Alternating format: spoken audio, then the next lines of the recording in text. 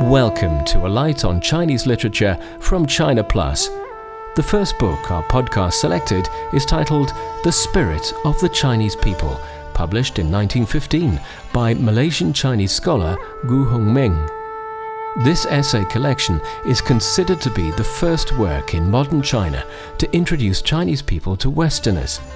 It describes the virtues gained from China's traditional Confucian philosophy and how Confucianism might be used by Westerners to solve their own problems. Here is your narrator, Manling. Enjoy.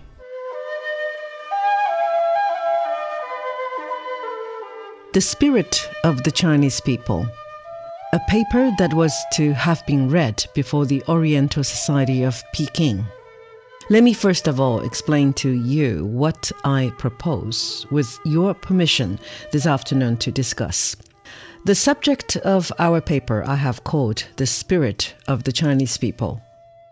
I do not mean here merely to speak of the character or characteristics of the Chinese people.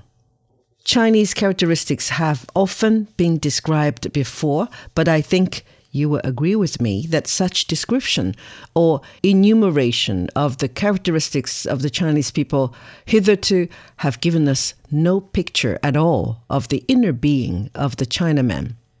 Besides, when we speak of the character or characteristics of the Chinese, it is not possible to generalize. The character of the Northern Chinese, as you know, is as different from that of the Southern Chinese as the character of the Germans is different from that of the Italians. But what I mean by the spirit of the Chinese people is the spirit by which the Chinese people live, something constitutionally distinctive in the mind, temper, and sentiment of the Chinese people, which distinguishes them from all other people, especially from those of modern Europe and America. Perhaps I can best express what I mean by calling the subject of our discussion the Chinese type of humanity, or, to put it in plainer and shorter words, the real Chinaman. Now, what is the real Chinaman? That, I'm sure you will all agree with me, is a very interesting subject, especially at the present moment, when from what we see going on around us in China today, it would seem that the Chinese type of humanity, the real Chinaman, is going to disappear. And in his place, we are going to have a new type of humanity, the progressive or modern Chinaman. In fact, I propose that before the real Chinaman, the old Chinese type of humanity, disappears altogether from the world, we should take a good last look at him and see if we can find anything organically distinctive in him which makes him so different from all other people and from the new type of humanity which we see rising up in China today. Now, the first thing I think which will strike you in the old Chinese type of humanity is that there's nothing wild, savage, or ferocious in him. Using a term which is applied to animals, we may say of the real Chinaman that he is a domesticated creature. Take a man of the lowest class of the population in China, and I think you will agree with me that there's less of animality in him, less of the wild animal, of what the Germans call Hoheit, than you will find in a man of the same class in a European society. In fact, the one word, it seems to me, which will sum up the impression which the Chinese type of humanity makes upon you is the English word gentle. By gentleness, I do not mean softness of nature or weak submissiveness. The docility of the Chinese, says the late Dr. D.J. McGowan, is not the docility of a broken-hearted, emasculated people. But by the word gentle, I mean absence of hardness, harshness, roughness, or violence, in fact of anything which jars upon you. There is, in the true Chinese type of humanity, an air, so to speak, of a quiet, sober, chastened mellowness, such as you find in a piece of well-tempered metal. Indeed, the very physical and moral imperfections of a real Chinaman are, if not redeemed, at least softened by this quality of gentleness in him. The real Chinaman may be coarse, but there's no grossness in his coarseness. The real Chinaman may be ugly, but there's no hideousness in his ugliness. The real Chinaman may be vulgar, but there's no aggressiveness, no blatancy in his vulgarity. The real Chinaman may be stupid, but there's no absurdity in his stupidity. The real Chinaman may be cunning, but there's no deep malignity in his cunning. In fact, what I want to say is that even in the faults and blemishes of body, mind, and character of the real Chinaman, there is nothing which revolts you. It is seldom that you will find a real Chinaman of the old school, even of the lowest type, who is positively repulsive. I say that the total impression which the Chinese type of humanity makes upon you is that he is gentle, that he is inexpressibly gentle. When you analyze this quality of inexpressible gentleness in the real Chinaman, you will find that it is the product of a combination of two things, namely sympathy and intelligence. I have compared the Chinese type of humanity to a domesticated animal. Now, what is that which makes a domesticated animal so different from a wild animal? It is something in the domesticated animal which we recognize as distinctively human. But what is distinctively human as distinguished from what is animal? It is intelligence. But the intelligence of a domesticated animal is not a thinking intelligence. It is not an intelligence which comes to him from reasoning. Neither does it come to him from instinct, such as the intelligence of the fox, the vulpine intelligence, which knows where eatable chickens are to be found. This intelligence, which comes from instinct of the fox, or even wild animals have. But this, what may be called human intelligence of a domesticated animal, is something quite different from the vulpine or animal intelligence. This intelligence of a domesticated animal is an intelligence which comes not from reasoning nor from instinct, but from sympathy, from a feeling of love and attachment. A thoroughbred Arab horse understands his English master not because he has studied English grammar, nor because he has an instinct for the English language, but because he loves and is attached to his master. This is what I call human intelligence, as distinguished from mere vulpine or animal intelligence. It is the possession of this human quality which distinguishes domesticated from wild animals. In the same way, I say, it is the possession of this sympathetic and true human intelligence which gives to the Chinese type of humanity, to the real Chinaman, his inexpressible gentleness. This gentleness, again, is, as I have tried to show you, the product of what I call sympathetic or true human intelligence, an intelligence which comes not from reasoning nor from instinct, but from sympathy, from the power of sympathy. Now, what is the secret of the power of sympathy of the Chinese people?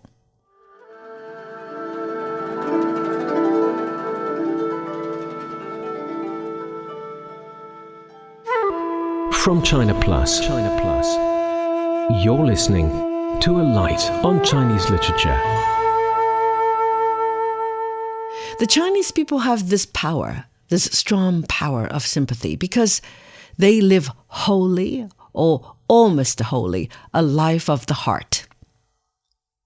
The whole life of Chinaman is a life of feeling, not feeling in the sense of sensation, which comes from the bodily organs, nor feeling in the sense of passions, which flow, as you would say, from the nervous system, but feeling in the sense of emotion or human affection, which comes from the deepest part of our nature, the heart or soul. Indeed, I may say here that the real Chinaman lives so much a life of emotion or human affection, a life of the soul, that he may be said sometimes to neglect more than he ought to do, even the necessary requirements of the life of the senses of a man living in this world composed of body and soul. The Chinese people, I say, have the power of sympathy because they live wholly a life of the heart, a life of emotion or human affection. Let me here, first of all, give you 2 illustrations of what I mean by living a life of the heart. My first illustration is this. Some of you may have personally known an old friend and colleague of mine in Wuchang. Know him when he was Minister of the Foreign Office here in Peking, Mr. Liang Tu-yen. Mr. Liang told me when he first received the appointment of the customs Tao Tai of Hankow that what made him wish and strive to become a great Mandarin, to wear the red button, and what gave him pleasure then in receiving this appointment was not because he cared for the red button, not because he would henceforth be rich and independent, and we were all of us very poor then in Wuchang, but because he wanted to rejoice, because this promotion and advancement of his would gladden the heart of his old mother in Canton. That is what I mean when I say that the Chinese people live a life of the heart, a life of emotion or human affection. My other illustration is this. A Scotch friend of mine in the customs told me he once had a Chinese servant who was a perfect scamp, who lied, who squeezed, and who was always gambling. But when my friend fell ill with typhoid fever in an out-of-the-way port where he had no foreign friend to attend to him, this awful scamp of a Chinese servant nursed him with a care and devotion which he could not have expected from an intimate friend or near relation. Indeed, I think what was once said of a woman in the Bible may also be said not only of the Chinese servant, but of the Chinese people generally. Much is forgiven them because they love much. The eyes and understanding of the foreigner in China see many defects and blemishes in the habits and in the character of the Chinese. But his heart is attracted to them because the Chinese have a heart, or, as I said, live a life of the heart, a life of emotion or human affection. Now, we have got, I think, a clue to the secret of sympathy in the Chinese people, the power of sympathy, which gives to the real Chinaman that sympathetic or true human intelligence, making him so inexpressibly gentle. Let us next put this clue or hypothesis to the test. Let us see whether with this clue that the Chinese people live a life of the heart, we can explain not only detached facts such as the 2 illustrations I have given above, but also general characteristics which we see in the actual life of the Chinese people. First of all, let us take the Chinese language. As the Chinese live a life of the heart, the Chinese language, I say, is also a language of the heart. Now, it is a well-known fact that children and uneducated persons among foreigners in China learn Chinese very easily, much more so than grown-up and educated persons. What is the reason of this? The reason, I say, is because children and uneducated persons think and speak with the language of the heart, whereas educated men, especially men with the modern intellectual education of Europe, think and speak with the language of the head or intellect. In fact, the reason why educated foreigners find it so difficult to learn Chinese is because they are too educated, too intellectually and scientifically educated. As it is said of the kingdom of heaven, so it may also be said of the Chinese language. Unless you become as little children, you cannot learn it. Next, let us take another well-known fact in the life of the Chinese people. The Chinese, it is well known, have wonderful memories. What is the secret of this? The secret is the Chinese remember things with the heart and not with the head. The heart, with its power of sympathy, acting as glue, can retain things much better than the head or intellect, which is hard and dry. It is, for instance, also for this reason that we, all of us, can remember things which we learned when we were children much better than we can remember things which we learned in mature life. As children, like the Chinese, we remember things with the heart and not with the head. Let us next take another generally admitted fact in the life of the Chinese people, their politeness. The Chinese are, it has often been remarked, a peculiarly polite people. Now, what is the essence of true politeness? It is consideration for the feelings of others. The Chinese are polite because living a life of the heart, they know their own feelings, and that makes it easy for them to show consideration for the feelings of others. Last of all, let us take another characteristic of the Chinese people by calling attention to which the Rev. Arthur Smith has made his reputation, viz. Want of exactness. Now, what is the reason for this want of exactness in the ways of the Chinese people? The reason I say again is because the Chinese live a life of the heart. The heart is a very delicate and sensitive balance. It is not like the head or intellect, a hard, stiff, rigid instrument. You cannot, with the heart, think with the same steadiness, with the same rigid exactness as you can with the head or intellect. At least, it is extremely difficult to do so. In fact, the Chinese pen or pencil, which is a soft brush, may be taken as a symbol of the Chinese mind. It is very difficult to write or draw with it. But when you have once mastered the use of it, you will, with it, write and draw with a beauty and grace which you cannot do with a hard steel pen. Now, the above are a few simple facts connected with the life of the Chinese people, which anyone, even without any knowledge of Chinese, can observe and understand. And by examining these facts, I think I have made good my hypothesis that the Chinese people live a life of the heart.